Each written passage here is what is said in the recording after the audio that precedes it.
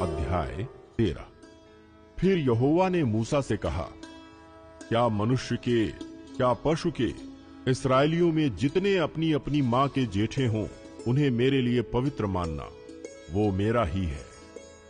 फिर मूसा ने लोगों से कहा, इस दिन को स्मरण रखो जिसमें तुम लोग दासत्व के घर अर्थात मिस्र से निकल आए हो।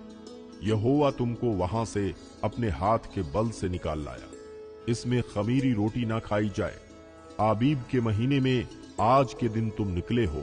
इसलिए जब यहोवा तुमको कनानी, हित्ती, एमोरी, इब्बी और यबूसी लोगों के देश में पहुंचाएगा, जिसे देने की उसने तुम्हारे पुरखाओं से शपथ खाई थी और जिसमें दूध और मधु की धाराएं बहती हैं, तब तुम इसी महीने में पर्व मानना।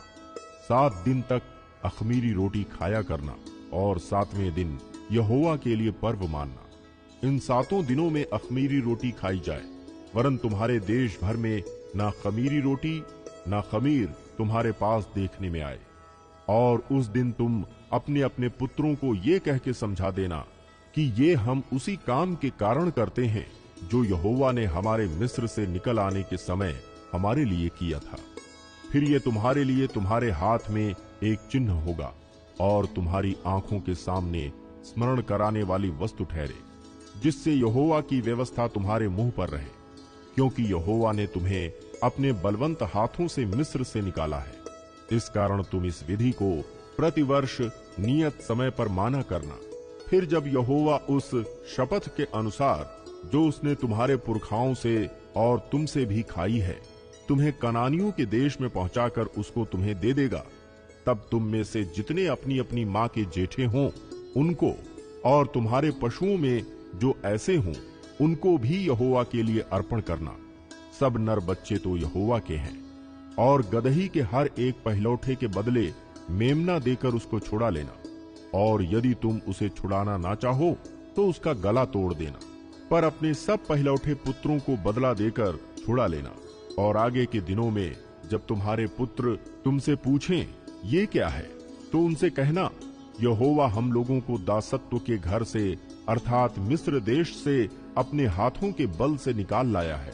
उस समय जब फिरौन ने कठोर होकर हमको जाने देना ना चाहा, तब यहोवा ने मिस्र देश में मनुष्य से लेकर पशु तक सबके पहलौठों को मार डाला।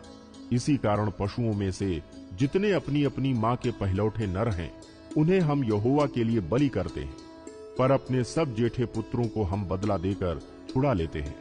ये तुम्हारे हाथों पर एक चिन्ह सा और तुम्हारी भौहों के बीच टीका सा ठहरे, क्योंकि यहोवा हम लोगों को मिस्र से अपने हाथों के बल से निकाल लाया है। जब फिरौन ने लोगों को जाने की आज्ञा दे दी, तब यद्यपि पलिश्तियों के देश में होकर जो मार्ग जाता है वो छोटा था, तो भी परमेश्वर ये सोचकर उनको उस मार्ग से नहीं ले गया कि कहीं ऐसा ना हो कि जब ये लोग लड़ाई देखें तब पछताकर मिस्र को लौट आएं। इसलिए परमेश्वर उनको चक्कर खिलाकर लाल समुद्र के जंगल के मार्ग से ले चला, और इस्राएली पांति बांधे हुए मिस्र से निकल गए। और मूसा यूसुफ की हड्डियों को साथ लेता गया, क्योंकि यूसुफ ने इस्राएलियों से ये कह के, परमेश्वर निश्चय तुम्हारी सुध लेगा, उनको इस विषय की दृढ़ शपथ खिलाई थी कि वे उसकी हड्डियों को अपने साथ यहां से ले जाएंगे। फिर उन्होंने सुक्कोत से कूच करके जंगल की छोर पर एताम में डेरा किया, और यहोवा उन्हें दिन को मार्ग दिखाने के लिए मेघ के खंभे में और रात को उजियाला देने के लिए आग के खंभे में होकर उनके आगे आगे चला करता था, जिससे वे रात और दिन दोनों में चल सके। उसने ना तो बादल के खंभे को दिन में और न आग के खंभे को रात में लोगों के आगे से हटाया।